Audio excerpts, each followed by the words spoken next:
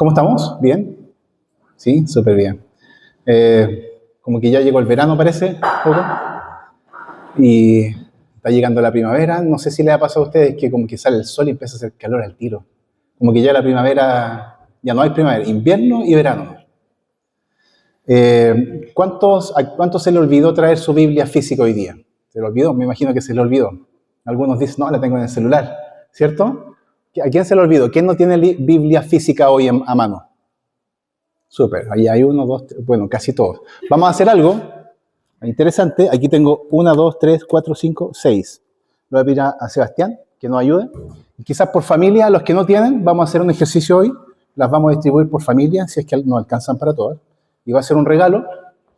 Tómelo como un regalo del Señor. Y si tiene un lápiz por ahí, o algo para destacar, un delineador de ojo, cualquier cosa que tenga ahí a mano, para que mientras vamos estudiando y mirando la palabra del Señor, usted pueda ir subrayando. Esta palabra me llamó la atención. O esta palabra el Señor me está hablando a mí. O este texto, esta parte no la comprendo, no la entiendo. Y que como en este mes estamos a propósito, estamos recordando en este mes, estamos recordando la importancia que tiene la palabra del Señor para nuestras vidas. Para los que se vienen sumando recién, esta serie de predicaciones termina hoy. En el mes de septiembre hemos estado predicando acerca de esto, de la relevancia y la importancia real que tiene la palabra del Señor en nuestras vidas.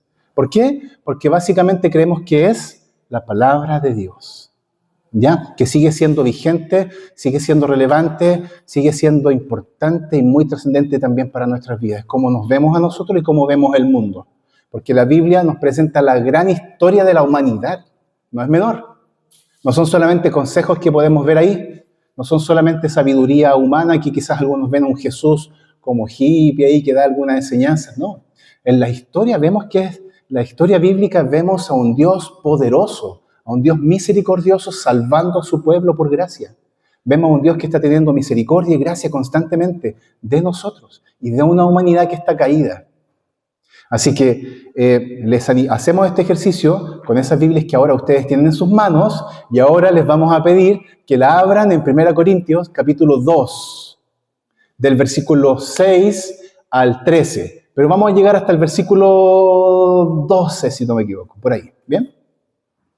Bien, ahora vamos a comenzar la palabra del Señor.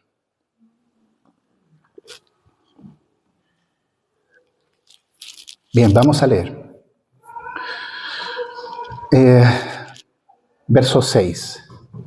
Sin embargo, hablamos sabiduría entre los que han alcanzado madurez, pero una sabiduría no de este siglo, ni de los gobernantes de este siglo, que van desapareciendo, sino que hablamos sabiduría de Dios en misterio, la sabiduría oculta que, desde antes de los siglos, Dios predestinó para nuestra gloria. Esta sabiduría que ninguno de los gobernantes de este siglo ha entendido, porque si la hubieran entendido, no habrían crucificado al Señor de gloria, sino como está escrito, cosas que ojo no vio, ni oído yo, ni han subido a corazón de hombre, son las cosas que Dios ha preparado para los que lo aman. Hasta ahí con la lectura. Oremos. Señor, te damos tantas gracias, porque estamos frente a tu santa palabra. Aquella palabra que es más cortante que toda espada de dos filos, que penetra hasta lo más profundo de nuestra alma, Señor, y que tiene el poder único, por tu Espíritu, de transformar nuestros corazones, Señor. Permite esto en esta mañana, a esta hora, mientras meditamos y reflexionamos en quién eres tú, Señor, y cuál es esta verdadera sabiduría que tenemos a disposición solo por gracia, Señor. En el nombre de Jesús oramos. Amén. Bien, no sé si alguno de ustedes o alguno de ustedes aquí o a ustedes les han dicho esta frase, este es cabro chico. ¿Sí? ¿Qué se dice o qué queremos decir cuando le decimos a otro, este es cabro chico? ¿Qué queremos decir? Ya, que inmaduro, perfecto. ¿Qué más? Como que eso define un poco, ¿no? Pensaba en el rubro de la construcción. Cuando llega alguien inmaduro, nuevito en la construcción. ¿Qué le dicen? Los maestros de primero, maestros le empiezan a decir, anda a buscarme la caja de clavos de goma, y van a buscarlos, y no saben que los clavos de goma no existen, aunque mi esposa ayer me decía, parece que sí hay clavos de goma, para demostrar a alguien que es inmaduro, ¿cierto? O cuando tú mandas a tu hija, a tu hijo a comprar, ahí en la esquina le dice, hijo, hija, vaya a comprarme 5 kilos de papa, 1 litro de aceite y 1 kilo de sal. ¿Lo tienes claro? Sí, súper claro. Va y vuelve comiendo su colla, comiendo papas fritas, con las papas, el aceite, y tú le preguntas, ¿y la sal? Ah, pero no me dijiste. Y ahí tú dices, este es cabrón chico, este es inmaduro. Constantemente estamos descifrando, etiquetando a otros por cómo se comportan por inmadurez. Pero ¿cuántas veces usted y yo hemos ocupado este concepto cabro chico para referirnos a nuestra inmadurez en nuestra comunión o confianza en Dios? Generalmente lo hacemos para otros. Siempre estamos quizás pensando que los demás son todos no inmaduros en el Señor, menos yo, que sé la Biblia, o que voy a la iglesia, o que hago esto. Constantemente, entonces, ¿cuál era el contexto de Pablo escribiéndole a una comunidad de creyentes en Corinto?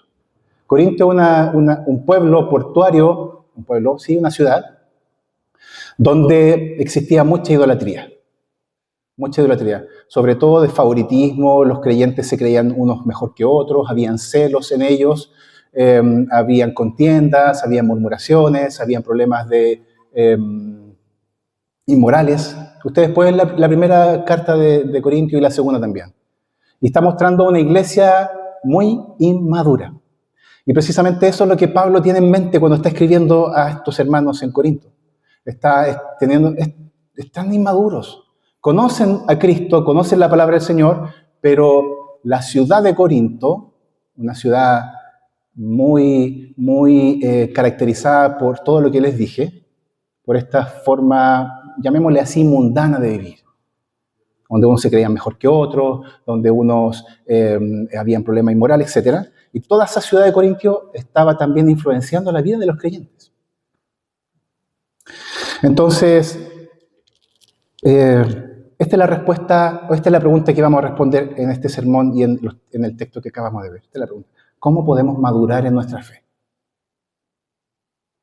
¿Hay alguno que es totalmente madura acá, en sabiduría, en palabra del Señor, para que nos pueda enseñar? ¿Hay alguno acá? Lo más seguro es que no, ¿cierto? Entonces, lo cierto es que la palabra del Señor tiene ese efecto. Entonces vamos a ver en la palabra 3 verdades que nos ayudan a madurar en nuestra fe. Y la primera es la siguiente: la sabiduría, o la verdadera sabiduría que Dios presenta en su palabra, en este texto, es confiar, entre paréntesis, obedecer, que es confiar es obedecer lo que Dios ha dicho, o en lo que Dios ha dicho. Es confiar en lo que Dios ha dicho. Observen, ¿alguien tiene ¿sí? Tú me vas ayudando, entonces, perfecto. Una definición de la IA, o de ChatGPT. Bueno, si yo les preguntara a ustedes, ¿conocen a alguien sabio en este mundo? Algunos podrían decir, ChatGPT, ¿sabe todo? Tiene mucho conocimiento. Pero fíjense lo que quiero contrastar un poco, lo que dice la Escritura de sabiduría con lo que la cultura o el mundo está diciendo que es sabiduría. Fíjense, una definición. Una persona sabia es aquella que posee inteligencia práctica para tomar decisiones acertadas, comprende profundamente las situaciones y actúa en beneficio propio y ajeno. ¿Qué les parece? ¿Súper buena definición, no? ¿Sí? ¿Está acertado? Otra cosa. Esto se logra a través de la autorreflexión. ¿Y qué es la autorreflexión? La autorreflexión es un proceso de introspección consciente y deliberado para examinar y comprender los propósitos, los propios pensamientos, emociones, creencias y experiencias con el fin de alcanzar un mayor conocimiento y crecimiento personal. Pregunta: ¿cómo está esa declaración? ¿Qué le falta? ¿Qué más? Falta la palabra del Señor. Suena bonito, ¿cierto? Suena muy bonito, así, a decisiones acertadas, comprender profundamente las situaciones, introspección, autorreflexión, consciente, deliberado, examinar, comprender, autoconocimiento, crecimiento personal. Pero falta la palabra del Señor. ¿Sí o no? ¿Cómo podríamos definir a una persona según la Biblia, a una persona sabia según la Biblia? Vamos al texto. Vamos al texto que estamos estudiando, capítulo 2, verso 6. ¿Usted tiene su Biblia? ¿Tiene un lapicito? Subraye la palabra que le llama la atención o el mismo texto. ¿Cómo podríamos definir a una persona sabia según la Biblia? Verso 6. Sin embargo, hablamos sabiduría entre los que han alcanzado madurez. Pero una sabiduría no de este siglo, sino de los gobernantes de este siglo que van desapareciendo.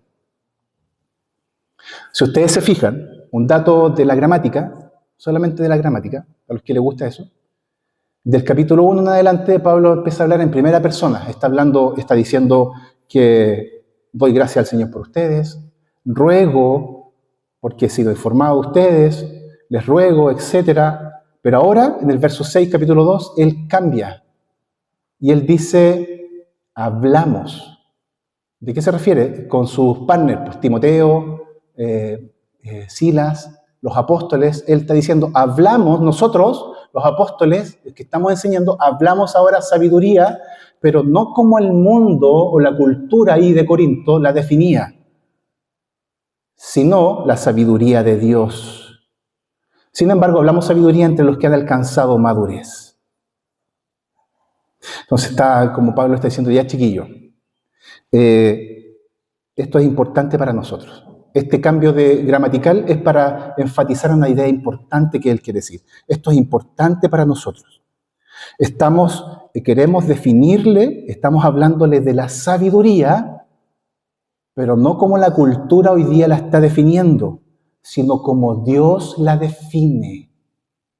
Importante eso, ¿no? ¿Cómo Dios define la sabiduría? O quizá un ejemplo, antes de definir bíblicamente la sabiduría. Cómo el mundo ve la sabiduría. Es cosa de ver quizás los debates presidenciales, sin ofender a nuestro futuro o al futuro presidente.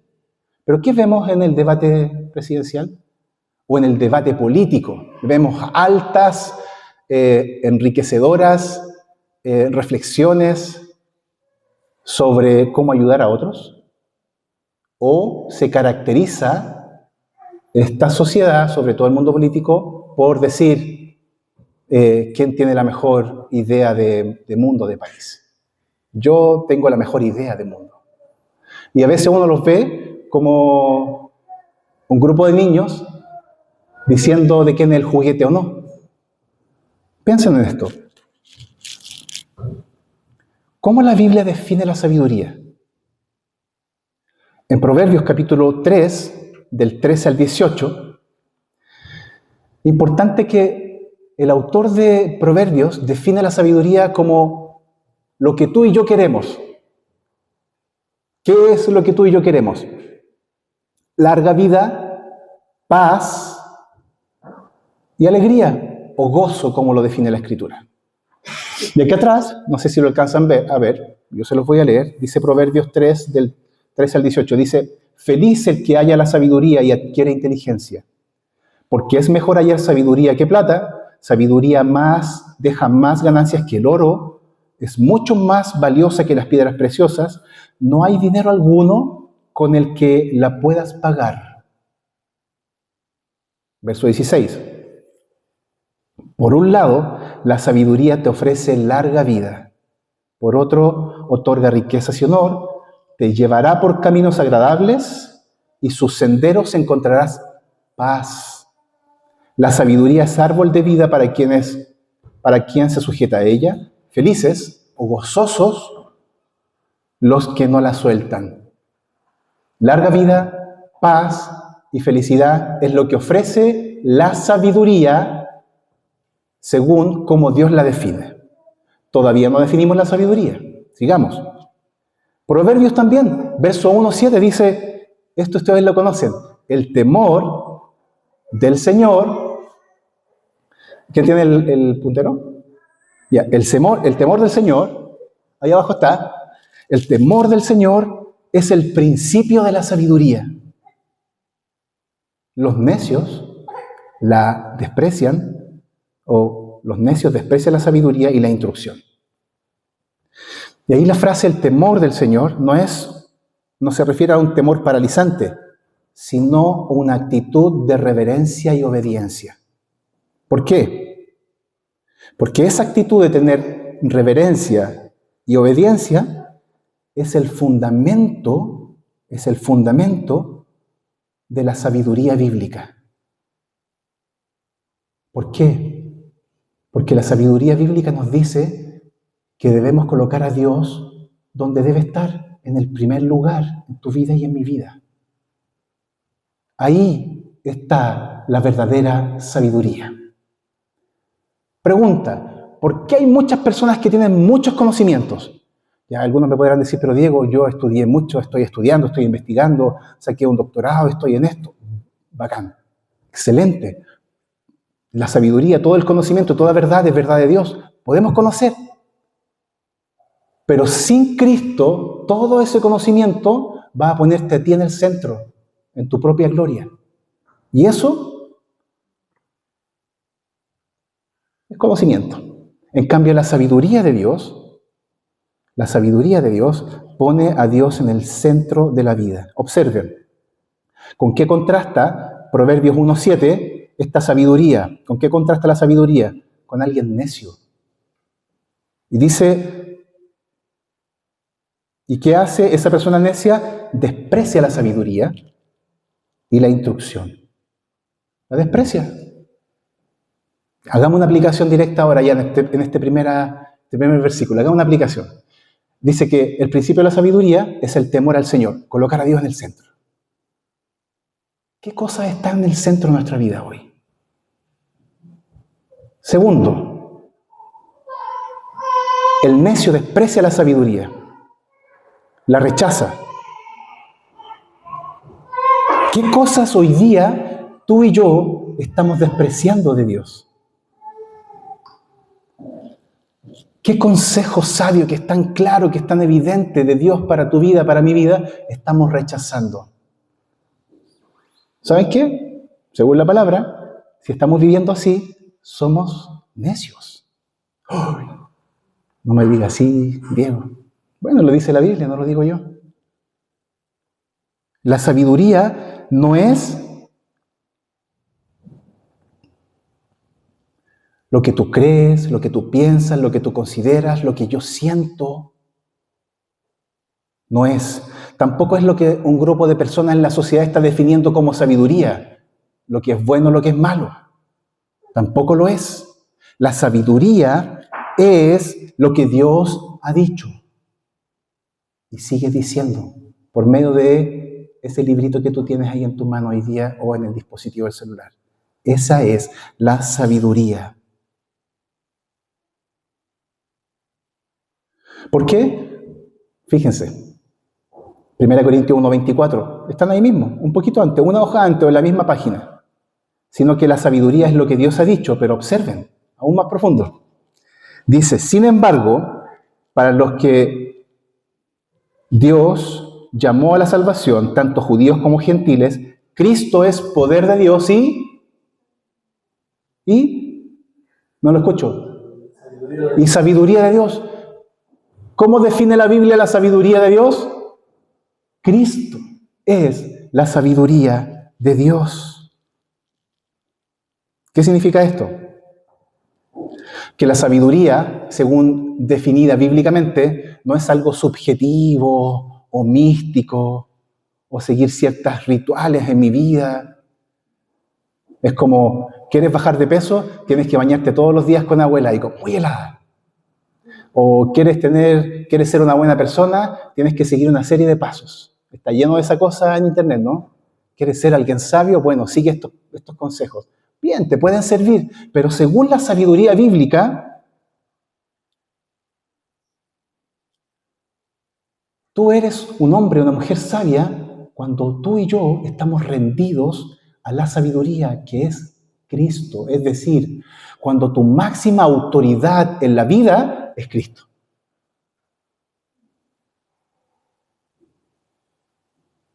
¿Qué les parece esa verdad?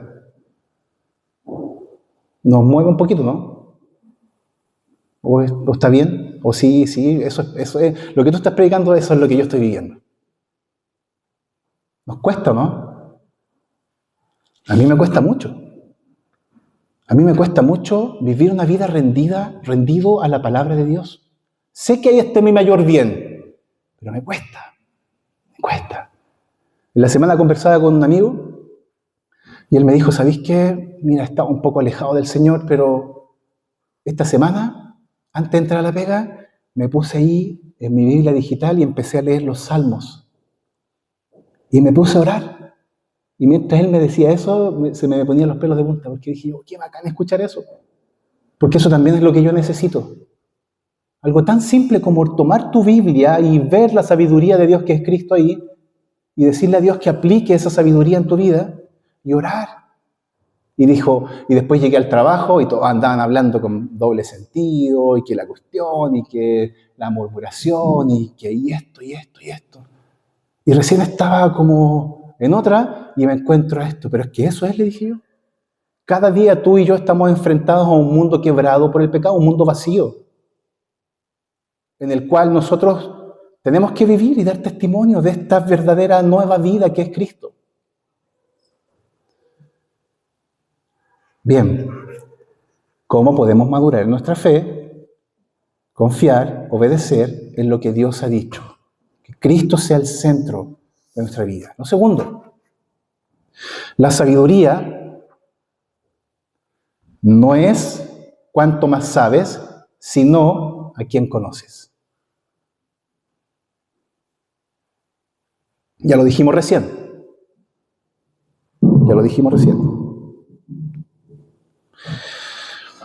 Ejemplo, quizás les podría ilustrar de esta manera.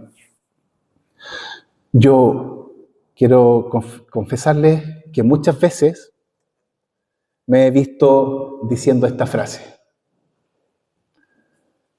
Cuando tú vas, yo ya vengo de vuelta. Oh, cuánta sabiduría. Después que digo esa frase, digo, cuánta sabiduría. Y generalmente, voy a hablar personalmente, no sé ustedes, pero generalmente yo ocupo esta frase al tratar de enseñarle cosas a nuestras hijas. Y ya con esa frase eché todo a perder. Y en vez de decir, mira, la verdad es que me he equivocado muchas veces, porque no he puesto a Cristo en el centro. No he seguido la verdadera sabiduría. Pero he experimentado y estoy experimentando la gracia de Dios en mi vida. Así que te puedo aconsejar lo que la Biblia dice. Y aunque a veces aconsejando a nuestras hijas, yo estoy consciente de que ellas quizás van a tropezar también con el pecado. Pero mi confianza debe estar en el Señor. Que mis hijas, nuestras hijas, perdón, menos mal que no está la Vale aquí, y digo mis hijos o mis hijas, oye, son nuestras. Y tampoco son nuestras, son del Señor, ¿o no? Si tú eres creyente, tú también eres del Señor y todo lo que tienes. Entonces, ¿por qué preocuparnos tanto? Verso 7. Estamos profundizando en que la sabiduría no es cuánto más sabes, sino a quién conoces. ¿Quiénes son las personas maduras en este pasaje? Los que ahora conocen y entienden cuál es este misterio. ¿Qué misterio? Porque dice verso 7, sino que hablamos sabiduría de Dios en misterio, dice el verso 7. Usted lo está leyendo ahí también. La sabiduría oculta que desde antes de los siglos Dios predestinó para nuestra gloria. ¿Quiénes son las personas maduras en este pasaje? Los que ahora conocen este misterio. Y la palabra misterio ahí es algo no revelado, algo oculto. ¿Y a qué se refiere? Se refiere al plan de Dios, de que aquellos que vienen a Cristo en arrepentimiento y fe serán salvos por gracia. Se refiere este plan o este misterio, es que Dios en el Antiguo Testamento, los profetas y todos hablaban acerca de este misterio y estaban hablando acerca de Cristo, que Dios en Cristo iba a reconciliar todas las cosas. Te iba a salvar a ti por gracia, por misericordia, pero además de eso iba a ser una nueva humanidad al fin de los tiempos. Pero antes de eso, cuando el Evangelio viene a nuestras vidas, tú y yo ya comenzamos a vivir esta nueva humanidad, porque tenemos un nuevo corazón, una nueva mente. Como diría Pablo, tenemos la mente de Cristo. Y estamos viviendo de otra manera. No porque tenemos que portarnos bien para no irnos al infierno, no. No es. Estamos amando a Dios y amando a otros porque tenemos una nueva vida. Algo nos pasó. No sé por qué el Señor me salvó y tuvo misericordia de mí, pero Él lo hizo y lo sigue haciendo. Si tú y yo somos responsables de este plan de Dios y estamos colaborando con este plan de Dios. Observen, verso 8, la sabiduría, esta sabiduría que ninguno de los gobernantes de este siglo ha entendido. Miren qué interesante esto. Porque si lo hubieran entendido, no habrían crucificado al Señor de gloria. La palabra ahí, sabiduría, ninguno de los gobernantes de este mundo ha entendido, o quizá otras versiones dicen no han conocido o no conocieron, se refiere no a un saber intelectual solamente, porque para conocer al Señor necesitamos saber y conocer, necesitamos pensar, necesitamos razonar. Pero aquí no se refiere que esta sabiduría que ninguno de los gobernantes de este siglo ha conocido o entendido, porque si lo hubieran conocido, ahí está, no habrían crucificado al Señor de gloria. Se refiere no a un conocimiento intelectual, sino que a un conocimiento experiencial. A una experiencia real, verdadera, con Dios.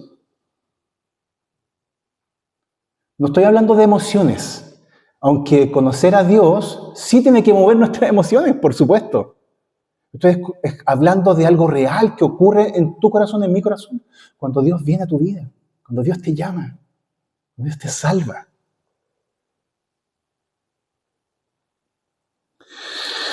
Entonces, no es falta de información, porque estas personas que crucificaron al Señor Jesús sí sabían quién era Jesús y conocían su ministerio.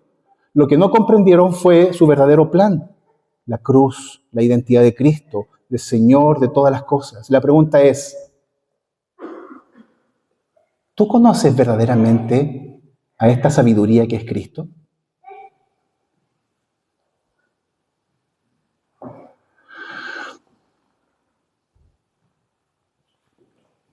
¿Es Cristo el Señor verdaderamente de tu vida? ¿O hay alguien más como Señor gobernando tu vida hoy?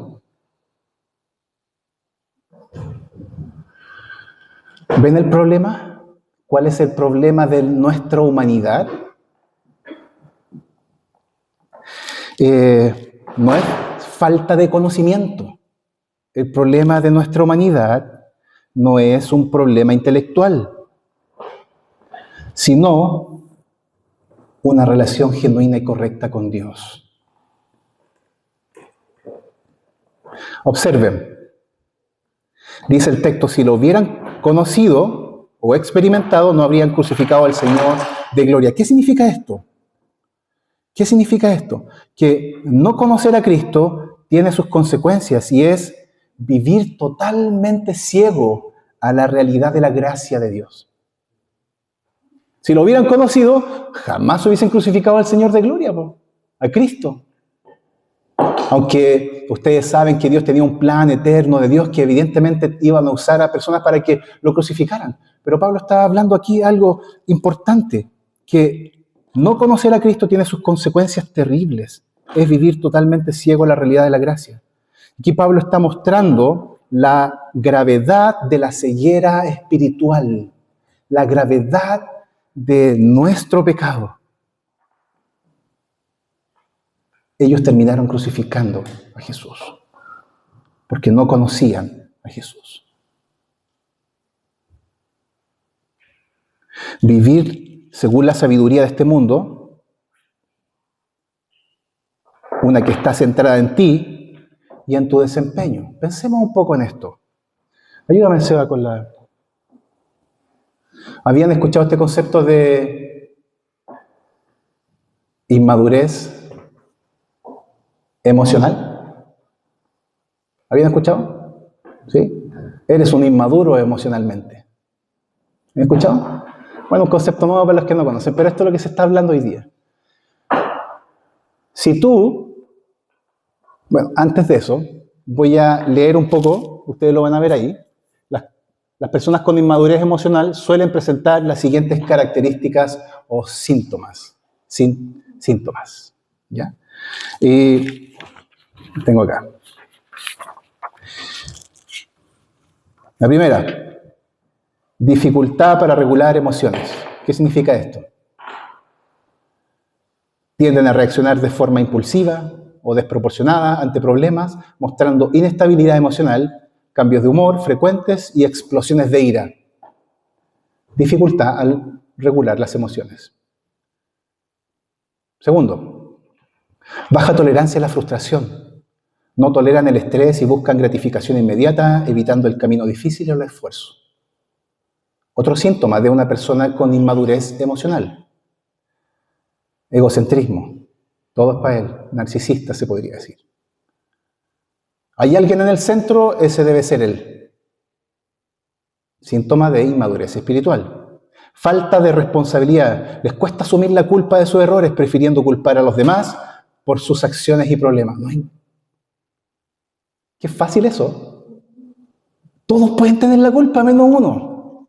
Es tan fácil eso y es tan fácil justificarnos según la definición que encontré en internet, es inmadurez espiritual.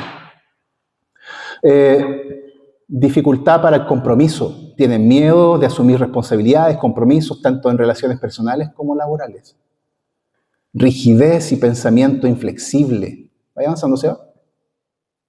Allá, súper. Hice eso solamente para que estuvieran atentos y no se quieran dormidos. Rigidez y pensamiento inflexible muestran poca flexibilidad mental, aferrándose a sus propias opiniones y reaccionando con terquedad a la idea de otros. Reacciones desproporcionadas pueden manifestar sensaciones de insensibilidad o, por el contrario, una sensibilidad exagerada, reaccionando con gritos ante problemas simples. Inmadurez emocional. Evitan los conflictos, prefieren el silencio, la negación o manipulan a otros para evitar enfrentarse a situaciones tensas en lugar de abordarlas directamente. Por darle solamente algunas características de cómo nuestra cultura define la inmadurez emocional.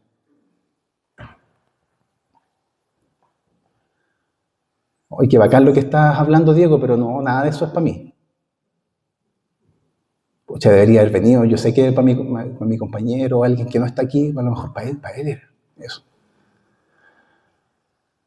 ¿Saben cuál es la respuesta para esto según la cultura? ¿Qué necesitas si eres un inmaduro emocionalmente según nuestra cultura? ¿Ah? Díganlo. Terapia. ¿Necesitas terapia? ¿Y cuánto vale las terapias? Las lucas. ¿Y qué dice la Biblia? Eres un pecador y necesitas a Cristo.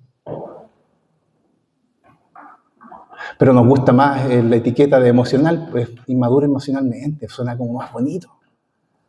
La Biblia es clara. En Efesios capítulo 2, verso 1, ustedes estaban muertos en sus delitos y pecados, seguían la corriente de este mundo, siguiendo sus pensamientos, sus emociones, sus deseos descontrolados, seguían la corriente de este mundo, seguían sus propios apetitos y su mente y sus cosas. El hombre natural no percibe las cosas que son del Espíritu porque para él son locura, no entiende las cosas que son de Dios. O 2 Timoteo 3 también en los primeros versos, que dice: en los postreros tiempos vendrán hombres amadores de sí mismos. Hoy día leía eso. Se los quiero ver si es que lo encuentro.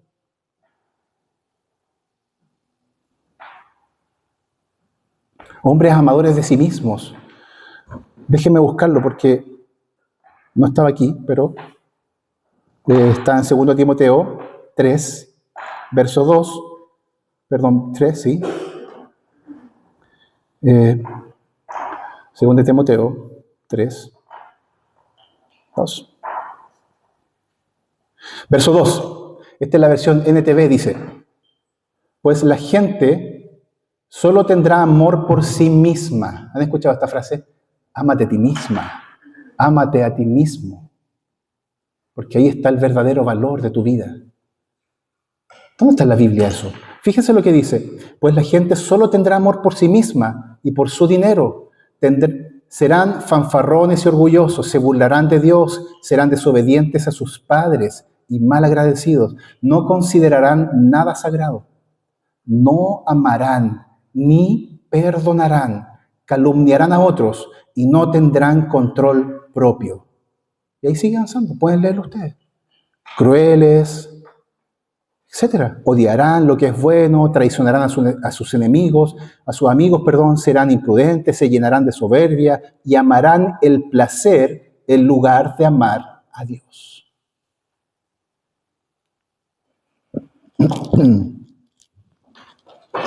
Entonces yo te vuelvo a preguntar, vivir según la sabiduría de este mundo, una que está centrada en ti y tu desempeño, solo hará que tú y yo vivamos vidas miserables. Y intentaremos llenar nuestro corazón, más relaciones, más dinero, más placer, pero finalmente nos sentiremos vacíos y terminaríamos vacíos porque estamos buscando llenar nuestro corazón con aquellas cosas que intentan darnos lo que únicamente Cristo te puede dar: seguridad, paz, gozo permanente.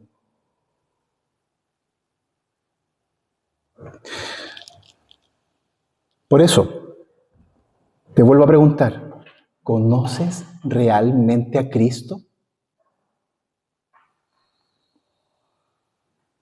La respuesta es evidente. Quizás ahí tú estás diciendo, sí, no sé. Es evidente si realmente conoces a Cristo, porque a la legua, podríamos decir con lenguaje añejo, lenguaje antiguo. Perdón por los que tienen más años que están acá, pero una expresión entiendo yo para decir que de lejos se ve si realmente conoces a Cristo, si lo amas. Yo te quiero invitar de verdad, por la palabra del Señor, a que entregues tu vida a Cristo, si no lo has hecho. Hazlo, no dejes pasar el tiempo.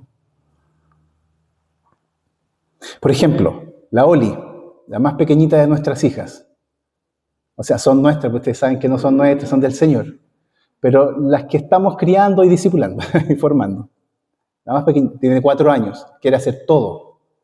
Quiere hacer todo. Quiere mandarme los correos, quiere cocinar, me quiere ayudar a trabajar en el trabajo.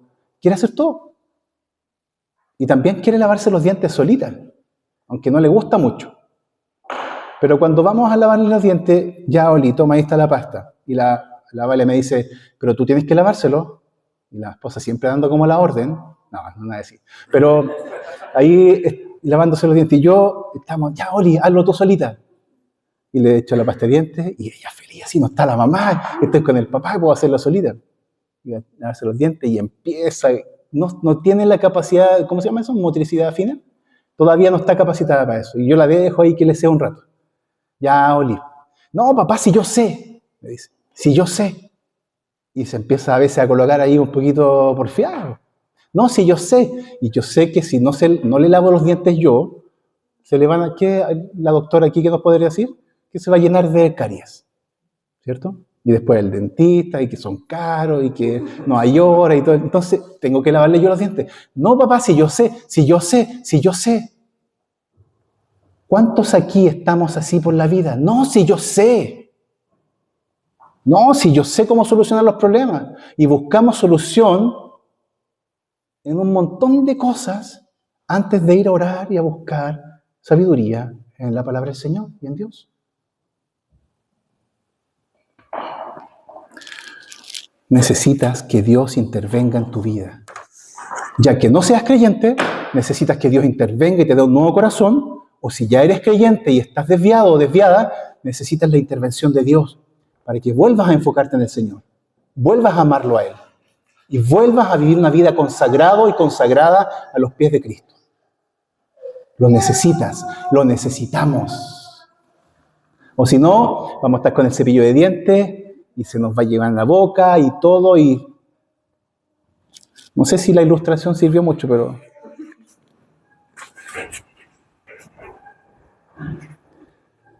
Y lo último, ¿cómo podemos madurar nuestra fe? Lo último, la sabiduría, que es Cristo, confronta y transforma nuestro corazón. Verso 9, observen. Sino como está escrito, dice Pablo ahí en los Corintios, observen esto, que esto es.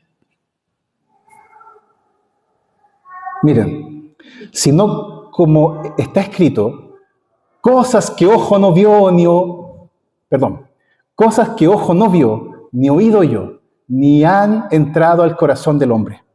Son las cosas que Dios ha preparado para los que le aman. ¿Qué pregunta le hacemos ahí? ¿Por qué habla de eso? ¿Qué cosas son?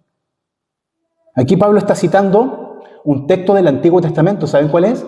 Isaías 64, verso 4. Tienen su Biblia ahí, rapidito lo podrían haber anotado, podrían haber marcado ahí con un lápiz. Isaías 64, 4 dice, desde el principio del mundo, voy a darles unos segundos para que la busquen, ya que están ahí con las Biblias o con sus celulares. Isaías 64. ¿La tienen? El que la tiene que pasar aquí al frente a explicarlo. Ya, no vamos a hacer eso. Tranquilo. Aunque podría ser. Ya, imagínate. Después nadie va a querer venir a escuchar la palabra. Imagínate. Isaías 64, 4. ¿Lo tienen? Porque no está acá atrás. Dice, Pablo está citando Isaías 64, 4 y dice, desde el principio del mundo, ningún oído ha escuchado, ni ojo ha visto a un Dios como tú, quien actúa a favor de los que esperan en Él. Si tú conoces a la sabiduría de Dios que es Cristo, tú y yo estamos capacitados para oír, para ver, para experimentar, para... Escucha esto, esperar en Dios. Pucha que nos cuesta esperar. Pucha que nos cuesta esperar que la cazuela esté lista ya para almorzar, algo tan simple. Nos cuesta esperar en la vida cuando el Señor nos coloca ahí, en la prueba. Cosas que ojo no vio, ni oído yo, ni han subido al corazón de hombre, son las cosas que Dios ha preparado para los que le aman. ¿Y qué significa esto? Que ningún ojo ha visto a un Dios como tú, quien actúa a favor de los que esperan en Él. Tenemos ese privilegio de caminar y de disfrutar la gracia de Dios, porque hemos conocido a Cristo solo por gracia. La pregunta es, ¿cómo podemos esperar entonces cuando estamos ansiosos, cuando estamos preocupados, cuando no sabemos lo que va a pasar en el futuro, cuando estamos esperando una respuesta, o cuando vemos el mal carácter de nuestros hijos, o cuando tenemos un problema familiar? ¿Cómo podemos esperar en Dios? La palabra lo dice, el Espíritu Santo.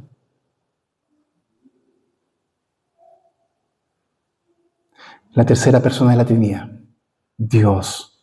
El Espíritu Santo nos capacita para poder esperar en Dios.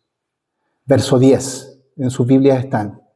Pero Dios nos las reveló por el Espíritu, dice. Porque el Espíritu todo lo escudriña, aún las profundidades de Dios. Para los que anotan, Juan capítulo 16, verso 8, el Espíritu Santo convencerá al mundo de pecado. Verso 13, y Él os guiará a toda verdad. Verso 14, Él glorificará a Jesús, porque tomará lo de Jesús y os hará saber. Verso 22, pero yo los veré otra vez y su corazón se alegrará y nadie les quitará su gozo. El Espíritu Santo. En el contexto de que Jesús debía ascender, después que había resucitado, les dice, tranquilo chiquillos, yo me voy, pero viene el Espíritu Santo. Dios a habitar en sus vidas, a convencerlos de pecado, a guiarlos a toda justicia, a toda verdad. Les dará paz, los consolará, estará con ustedes, les fortalecerá, les ayudará a esperar. La realidad del Espíritu de Dios habitando y viviendo en tu vida y en mi vida. Eso hace la gran diferencia. Eso es sabiduría de Dios.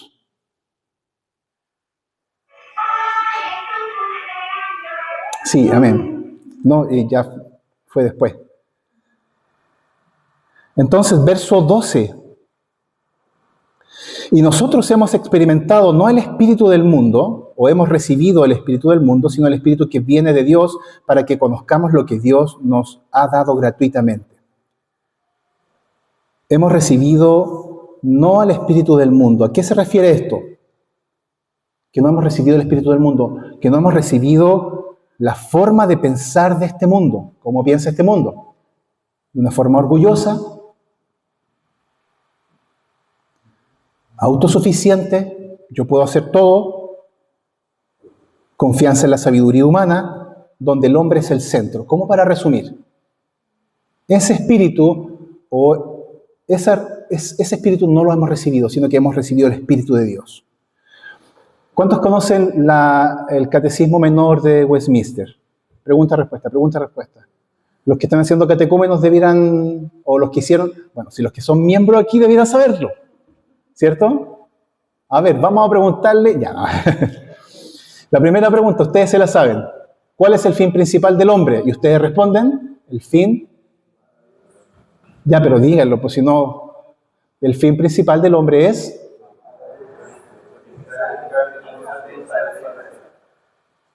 ¿Allá atrás lo escucharon? ¿No lo escucharon? ¿Cuál es el fin principal del hombre? O de la mujer, de la humanidad. El fin principal del hombre es glorificar a Dios, bien, gracias Jonathan, y gozar o disfrutar de Dios para siempre. Imagínense la confesión de este mundo. Esa es la confesión de fe de Westminster, que está centrada en la palabra del Señor. Imagínense la confesión de nuestra cultura. ¿Cuál es el fin principal del hombre? Glorificar al hombre, o glorificar a mí, y gozar de mí para siempre. ¿Cuántos de ustedes están queriendo vivir de esa manera? ¿Cuántos de nosotros a veces pensamos que debemos vivir para nosotros, para nuestra gloria? Debemos arrepentirnos.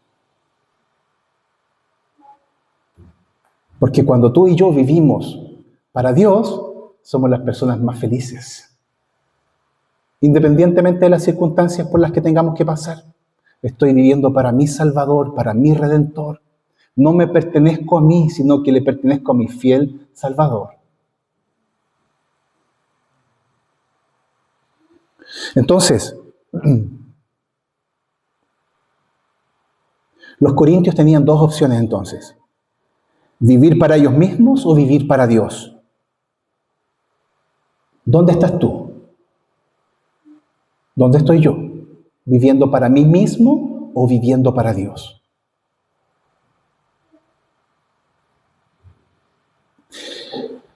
¿Cómo podemos entonces luchar con esto? ¿Cómo podemos luchar con un predicador antiguo llamado Juan Calvino? Dijo que el corazón del hombre era una fábrica de ídolos. ¿De qué ídolos? No estos que nosotros vemos cuando uno entra a la Iglesia Católica y ve como imágenes, sino que ídolos, ahí en el contexto que Calvino habla, o que la misma Escritura habla, se refiere a algo, una cosa, una persona, una situación que toma el lugar de Dios en tu vida. Yo no tengo ídolos, podría decir usted. No tengo ningún ídolo, solamente es Dios. Ya, ok, yo te voy a preguntar, ¿qué cosas, veníamos escuchando la radio la otra vez, unas niñas que venían hablando y preguntan, ¿qué cosas tú no puedes dejar de comer? Y yo al tiro dije la mayo, o el pan. Y después pensé, como andaba en sintonía con el texto, yo dije, oye, qué bacán esto. ¿Qué cosas yo no puedo dejar de pensar? Usted puede responder para adentro, ahí está su ídolo. Sí. Ahí está su ídolo. No puedo, esto me supera. Puede ser que tu ídolo sea la ansiedad, puede ser que tu ídolo, mi ídolo, sea la preocupación. Si Dios es soberano, es santo y tiene el control de todas las cosas, ¿por qué me tengo que preocupar? Si Él me ama y Él está conmigo y Él está dirigiendo mi vida, la preocupación puede ser un ídolo. O mi reputación, quiero que hablen bien de mí, quiero parecer bien, intelectual, o santo, o bueno para la pega. O quiero que otros me reconozcan lo que hago en el trabajo, hice mucho hoy día, pero nadie me lo reconoce. ¿Puede ser un ídolo esa búsqueda de reconocimiento? Que solamente Dios te da ese reconocimiento en la persona de Cristo. Un ídolo es aquello que tú y yo buscamos equivocadamente, que solo lo podemos encontrar en la persona y obra de Cristo. Y está gratis para ti y para mí todo el tiempo. Romanos capítulo 12, 2, y con esto estamos terminando, nos dice que la forma en la que tú y yo podemos enfrentar esta lucha que tenemos en contra de los ídolos de nuestro corazón. No se adapten a este mundo, sino transfórmense mediante la renovación de su mente. Una más. Otra versión dice, no se amolden a este mundo, lo que estaban haciendo los corintios, los hermanos de la ciudad de Corintio, o de la iglesia de Corintio. No se amolden a este mundo actual, sino sean transformados. Observen la forma en que está el verbo ahí. Sean transformados mediante la renovación de su mente. Y otra versión, la última, no vivan según los criterios del tiempo presente, la cultura, lo que algunos están diciendo cómo debemos vivir, cómo te debes ver y cómo debes ver al mundo. Al contrario, observen lo que dice. Cambian su manera de pensar para que así cambie su manera de vivir. Manera de pensar va a cambiar mi manera de vivir y lleguemos a conocer la voluntad de Dios. Es decir, lo que es bueno, lo que es grato y lo que es perfecto. ¿Lo ven? ¿Qué dice? Cambian su manera de pensar para que así cambie su manera de vivir. A ver si entiendo. A ver si entiendo lo que dice. Está bien. Yo cambio mi manera de pensar, cambio mi manera de vivir. Pero fíjense lo que está diciendo de fondo. La palabra me está diciendo que puedo estar equivocado en la forma en que yo me percibo y percibo a otros. La Biblia me está diciendo que puedo estar equivocado en mi manera de pensar. ¿Qué bacán eso? Pues si yo pienso súper bien en todas las cosas, tomo las mejores decisiones en muchas cosas.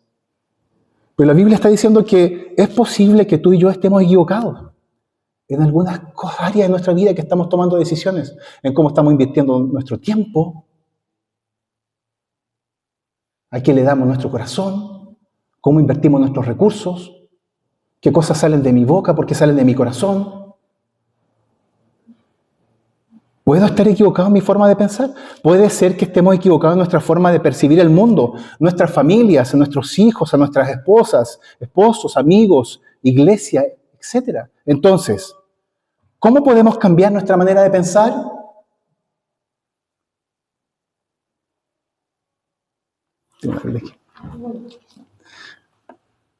Aquí está. Aquí nos encontramos con el Dios que se ha revelado en su palabra. ¿Quieres encontrarte con el Señor? ¿Quieres escuchar la voz del Señor? Lee tu Biblia en voz alta. Ora, pídele a Dios que te muestre, que se revele a tu vida. Hazlo con fe y te encontrarás con Él. Exponte a la palabra de Dios y deja que el Espíritu de Dios hable a tu corazón. No sé si logran ver la riqueza del texto. El Espíritu de Dios vive en nosotros y su función es hacer que nosotros conozcamos, que maduremos. Y la madurez en este pasaje, esto es lo hermoso. Las personas maduras, que estamos hablando de madurez, en los que han alcanzado madurez, la madurez no es, ok, yo hago todo bien. Ok, yo soy el mejor orador, el que tengo más comunión con Dios, el que leo más la Biblia, el que soy más generoso, el que hago todas las cosas bien. No, la madurez, en este contexto también, aparte de decir que son aquellos que han conocido a Cristo. También la madurez me habla, al igual que Santiago, la madurez me habla como aquellos que son maduros, son aquellos que están en un proceso. Es esperanzador eso, ¿no?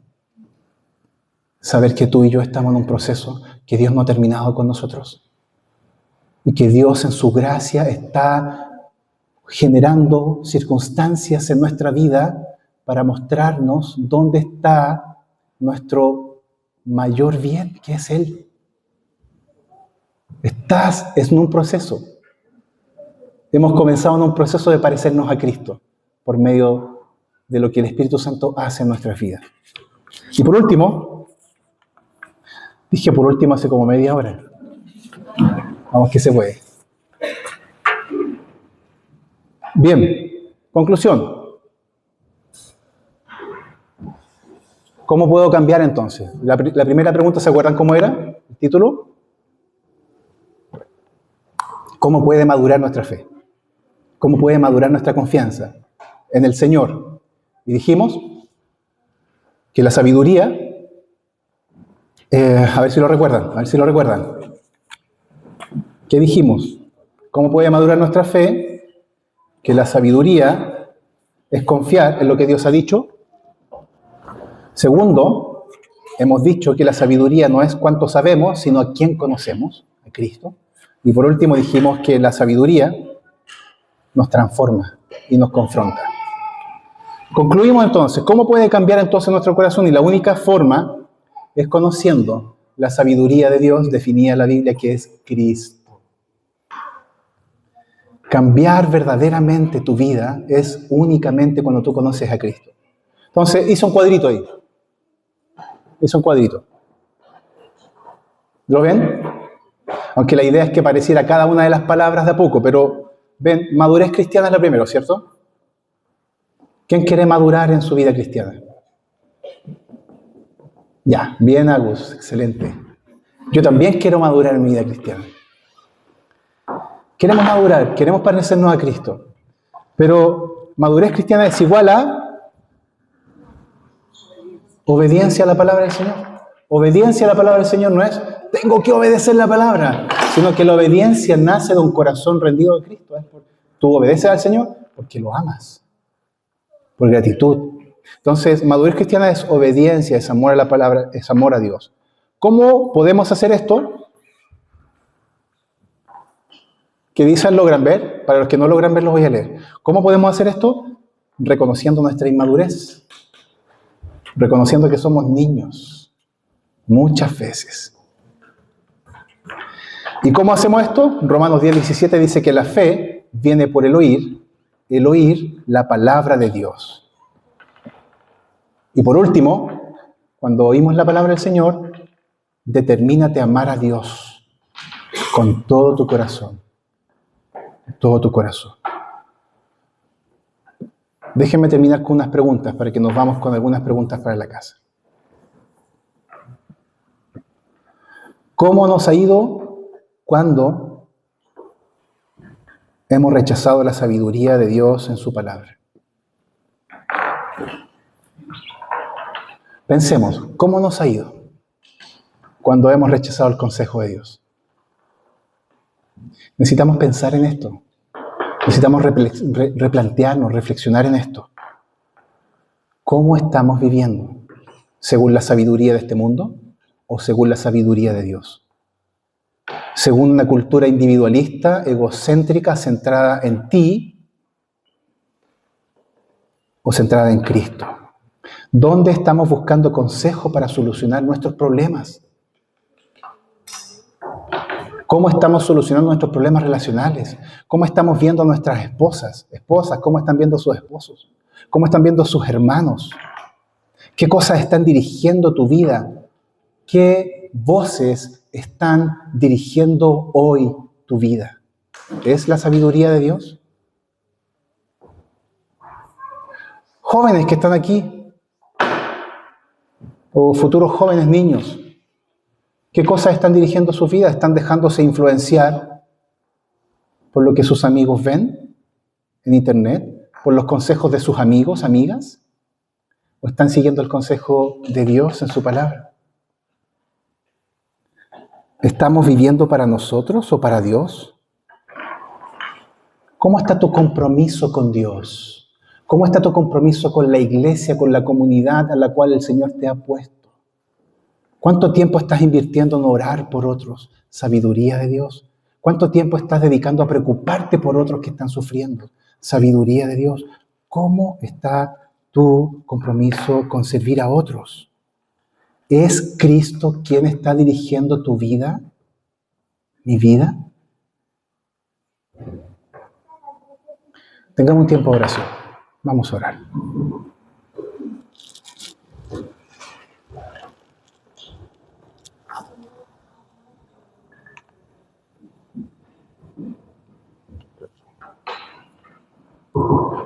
Señor, te damos gracias por tu palabra y te pedimos que esta tu palabra cumpla su propósito, Señor, de transformar nuestros corazones. En el nombre de Jesús oramos. Amén.